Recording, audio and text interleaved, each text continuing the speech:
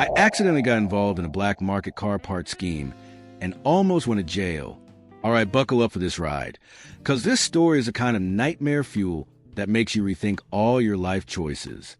So there I was, just a normal Tuesday, minding my own business when my best friend, let's call her Lisa, hits me up with, "Hey, want to make some easy cash?" Now, you'd think by this point in life, I have learned that when Lisa says easy cash, what she actually means is potential criminal record. But hey, I was broke, desperate, and willing to ignore red flags the size of the Great Wall of China. She tells me her cousin, some shady dude named Max, who always smells like energy drinks and bad decisions, needs help with the delivery. I don't ask too many questions because rent is due, and my bank account is giving me the silent treatment. She swears it's legal. I just got to pick up a package from a warehouse and bring it to some guy at a motel. Big mistake. Huge. I show up at this sketchy warehouse, and the moment I see the guy handing me the package, I know I have asterisk, asterisk, asterisk et up. He's got that "I've definitely been to prison more than once" look, and the package? Way too heavy for comfort. I ask what's in it, trying to act chill, and he just gives me this dead-eyed stare like, "Sweetheart, you don't want to know?" At this point, my fight or flight response is glitching, because WTF am I carrying? But I tell myself it's probably just a ton of cash. Or, like, exotic fish. Who the hell knows? I get in my car, and I'm already sweating bullets. But I figure if I just drive real chill, nothing can go wrong. Ha ha ha. Nope. 15 minutes into drive, I notice a car behind me. Not just any car. An unmarked, suspiciously law enforcement-looking car. My soul leaves my body. I try to play it cool, turn down a random street, thinking maybe I'm just being paranoid. They turn too. I turn again. They're still behind me. At this point, I'm seconds away from having a full-blown breakdown. I can practically hear my obituary being written. Dumbass tried to make a quick buck, ended up on a prison reality show. I call Lisa, whisper yelling into the phone, "What the hell did you get me into?" Her response, "Oh, huh. I think Max said something about it being important." Bitch, I'm sweating so hard my steering wheel is slippery. My stomach is doing Olympic-level flips. My hands are shaking like I'm detoxing from an espresso addiction. Meanwhile, the unmarked car is creeping closer, and I swear I can see the driver giving me cop vibes. Now, I ain't built for jail, okay? I would not survive a day. So I do the dumbest, most panic brain thing imaginable. I pull into a gas station, park, grab the package, and yeet it into the nearest dumpster before casually walking inside to buy gum like I didn't just commit an actual felony. The car parks nearby.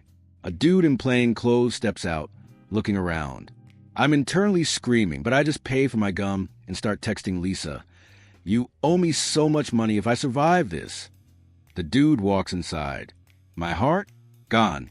Buried. Deceased. I brace myself for the worst. He looks at me. I look at him. And then he buys a damn Gatorade and leaves. I stand there, heart still trying to climb out my throat. Maybe I was paranoid. Maybe I overreacted. Maybe. And then I hear a huge crash outside. The dumpster I threw the package in? Yeah. Some homeless dude just went full raccoon mode in there and ripped it open. And guess what was inside? No, seriously. Guess. It wasn't drugs. It wasn't cash. It was a shitload of stolen car parts. Stolen. F asterisk asterisk asterisk ing. Car. Parts. I rush outside just in time to see the dude holding a full-ass side mirror, like it's a damn trophy.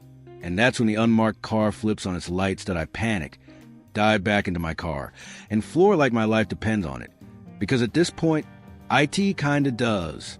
Lisa is still blowing up my phone, probably asking if I'm dead yet. I make it back to my apartment, parked 3 blocks away, and sprint inside like I'm in a horror movie. Block Max, block Lisa. Turn off phone. 2 days later, Lisa texts me like, "LMAO, that was crazy, huh?" Ma'am, I have aged 10 years. I have seen my ancestors. My soul is permanently damaged. Lesson learned. If Lisa ever says, "easy cash" again, I'm moving to a different country. And that, my friends, is how I almost got arrested for being the dumbest getaway driver of all time. I was a nanny for a rich family and accidentally uncovered their darkest secret. I took the job because, honestly, it paid ridiculously well. Like, why are you paying a broke college student this much to babysit? Well, but I wasn't about to ask questions. Rich people are weird, I figured. Maybe they just really needed a reliable nanny. The family, let's call them the Whitmores, lived in one of those massive old money mansions on the edge of town. Think too many rooms, creepy vintage portraits, and hallways that echoed even when it was dead silent. The parents were always busy with work, aka never home, and I was left to take care of their 6-year-old son Oliver. Now Oliver was odd. Not in a creepy kid movie way, but he had this weird, anxious energy, like he was always waiting for something bad to happen.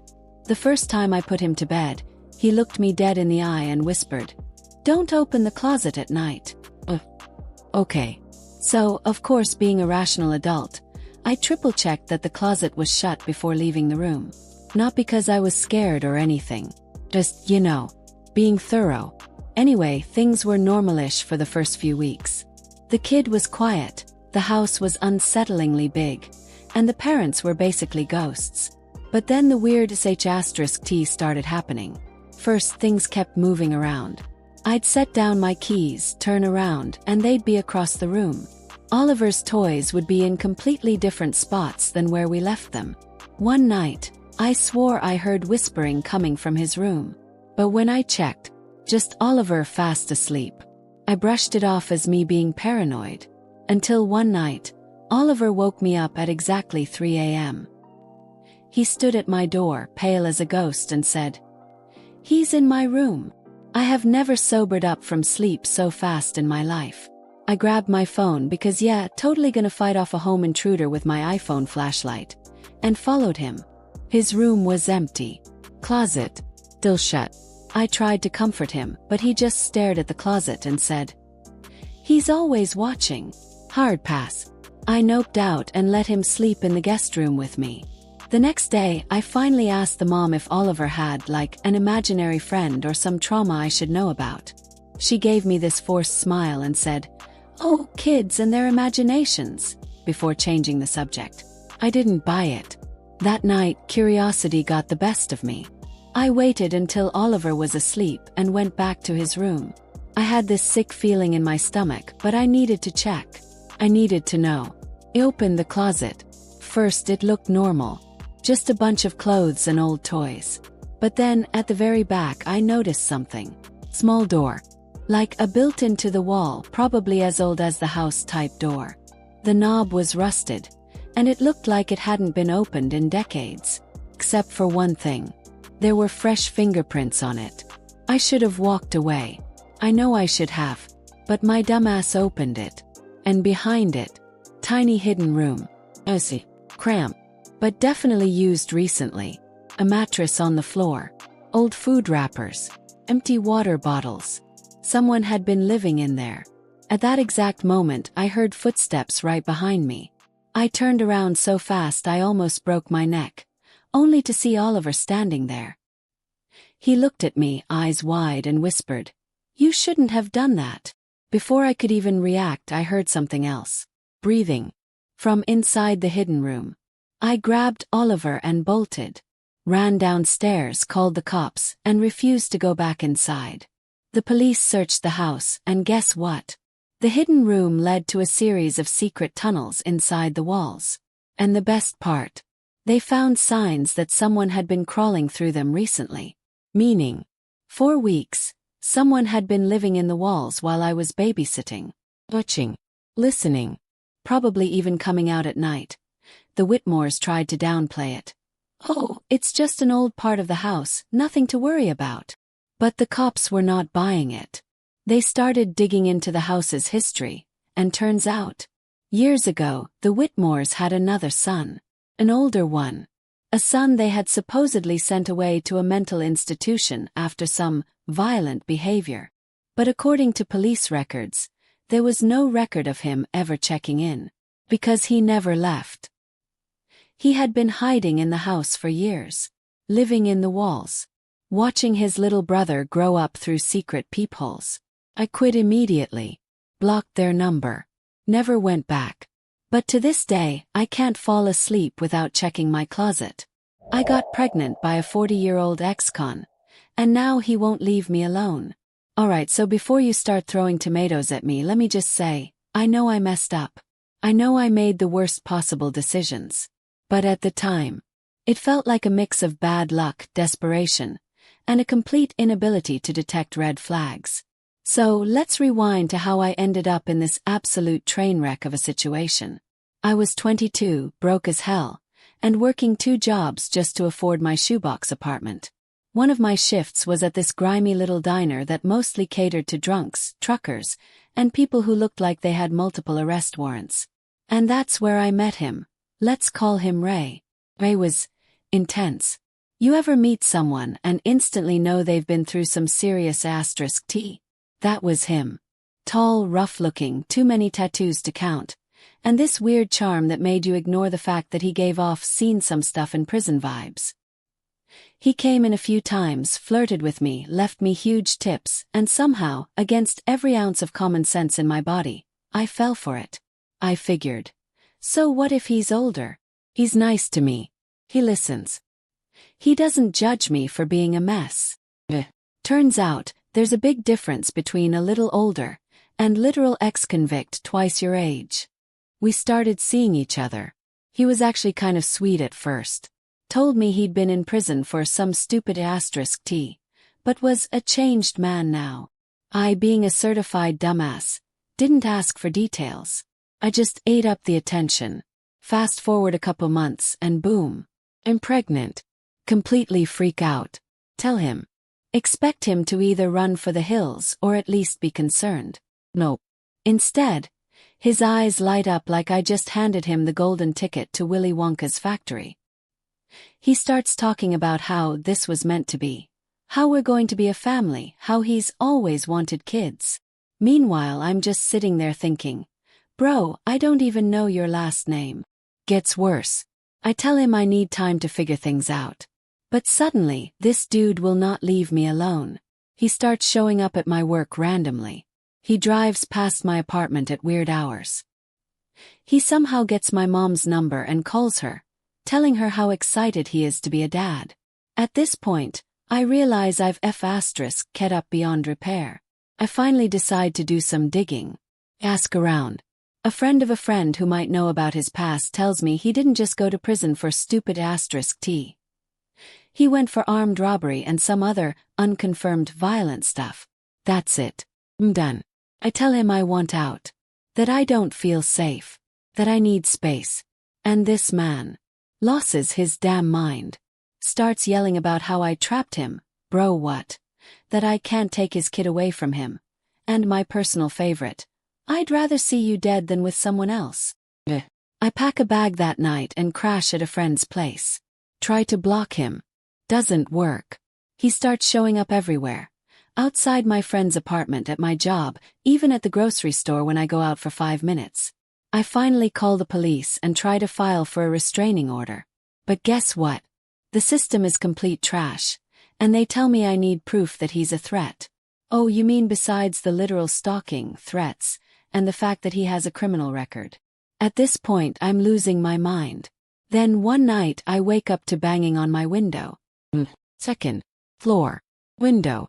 I don't know how, I don't know why, but this 40-year-old lunatic somehow climbed up there and is trying to get into my apartment. I call the cops sobbing. They finally show up, drag him away, and guess what he's screaming as they arrest him? She's having my baby. You can't keep me away from her. I moved 3 cities away within a week. Changed my number. Blocked everyone we knew in common. And let's just say, I handled the pregnancy situation before he could ever find out where I went. I got sent to psych ward by mistake, and now I can't get out. All right, so I don't even know where to begin with this one, because my life is literally a bad horror movie right now. A week ago, I was just a regular person, living my regular life, when suddenly, boom, I'm in a psych ward, and nobody believes I don't belong here. How did this happen? I have no idea. But let me start from the beginning. It all started when I was having a really bad day. Like, One of those, I'm going to lay in bed and stare at the ceiling for 6 hours kind of days. My friend, who I now realize might be my worst enemy, suggested I call a mental health hotline just to talk to someone. Okay, cool. Sounds harmless, right? Wrong. I call, and the lady on the phone is super nice. She asks me how I'm feeling, and I say something like, yeah, I'm kind of miserable. Life sucks, but I'll be fine. Then she asks, do you ever think about hurting yourself? And I say, I mean, who doesn't? Big mistake. Apparently, this was not the right answer, because 20 minutes later, there's a knock at my door. 2 paramedics and a cop. I laugh, thinking, oh, this is some kind of mix-up. I tell them I didn't actually do anything, and I was just having a bad day. But they're not listening. They tell me I have to come with them just to be safe. At this point, I'm still chill. I figure, okay, they'll take me to hospital. A doctor will talk to me for 5 minutes. Realize I'm not actually a danger myself, and I'll go home. Haha. No, they take me to the psych ward. A real, actual, locked up, no way out, people screaming in the hallways psych ward. And the worst part? They take my damn phone. Now I'm in a hospital gown, surrounded by actual mentally unstable people, and I'm trying to explain to the nurses that this is all a mistake. They don't believe me. They're like, a lot of patients say that. I spend the first night in actual hell. Some guy in the next room is screaming about demons. Another lady is trying to climb the walls, and I'm just lying there thinking, how the hell did this happen? The next day, I finally see a doctor. I'm expecting her to be like, oops, bad. You can go home now. Nope. She sits me down and goes, do you still want to hurt yourself? And I'm like, I never did. This is a mistake. I just made a sarcastic comment on the phone. And she's like, denial is a common symptom. What? At this point, I realize I'm officially trapped. And then it gets worse. Because apparently, if the doctors think you're a danger, they can legally keep you for weeks. I try to call my friend to come get me. They won't let me use the phone. I ask for a second opinion. They won't let me see another doctor. I ask if I can just sign myself out. They tell me I'm on a 72-hour hold, and if I keep being difficult, it might get extended. Bro, what? At this point, I'm panicking. Like, what if I never get out? What if I spend the rest of my life trapped here for a sarcastic joke? So I try to act as normal as possible. For the next few days, I smile at the nurses, take my meds, which I don't need, and nod along like, yes, doctor, I totally see how life is worth living now. Haha, please let me out. And finally, after 6 days, they tell me I'm responding well to treatment and let me leave. I walk out of that place a changed person. I caught my wife cheating, but now I can't stop watching. Look, I know how bad this sounds. Trust me, I know. When I first realized what was happening, I was devastated, disgusted, ready to throw hands, the whole package. But somehow, somewhere along the way, something in my brain just broke. And now, I can't stop watching. Let's rewind. My wife, let's call her Sarah, and I have been married for 6 years. Solid relationship, or so I thought. She was always the sweet, quiet type, never the kind of woman you'd suspect of doing something shady. But a few months ago, I started noticing small things. She suddenly cared way too much about how she looked, even for the smallest errands. Her phone was glued to her hand at all times. Random nights out with friends, when she was never a going-out person before. At first, I told myself I was paranoid, overthinking, making problems out of nothing. But then, one night, I was supposed to be working late. At the last minute, my boss let me off early. I didn't tell Sarah, just figured I'd surprise her. Worst decision ever. I pull up to our house, excited to see her. But as soon as I get out of my car, I notice something weird. There's another car in the driveway, one I don't recognize. My stomach drops. I quietly unlock the door, step inside, and immediately hear it. The sounds. Moaning. Breathy, desperate, not alone sounds. My brain shuts off. I move automatically, creeping toward our bedroom like some kind of horror movie protagonist who knows they shouldn't open the door but does it anyway. And there she is, Sarah, my wife, on our bed, with another man. For a moment, I don't even react. It's like my soul left my body. My mind went completely blank. Then something even weirder happened. I didn't barge in. I didn't scream. I just stood there, watching. I don't know why. Maybe it was a shock. Maybe I wanted to see how far she'd go. Maybe some sick part of me wanted proof, so I could burn this moment into my brain forever. But I watched the whole thing, and when it was over, I quietly slipped out of the house, got in my car, and drove to a bar. Didn't even confront her. Just sat there, staring at my drink, replaying what I saw in my head. And that's when I realized something was deeply, deeply wrong with me. Because instead of being angry, instead of feeling betrayed, I felt turned on. Like, actually turned on. I chalked it up to shock at first, but the next day, I couldn't stop thinking about it. I started obsessing over it, replaying it in my head, wondering if she'd do it again. So, instead of confronting her, I did something insane. I set up hidden cameras. Not to catch her, to watch her. And guess what? She did it again. Same guy, different night, in my house, in my bed. And instead of stopping it, instead of exposing her, divorcing her, ruining her life like she ruined mine, I watched and I kept watching. And now, I don't know who I am anymore. I don't know if I hate her or if I love it. But I do know one thing. I can't stop.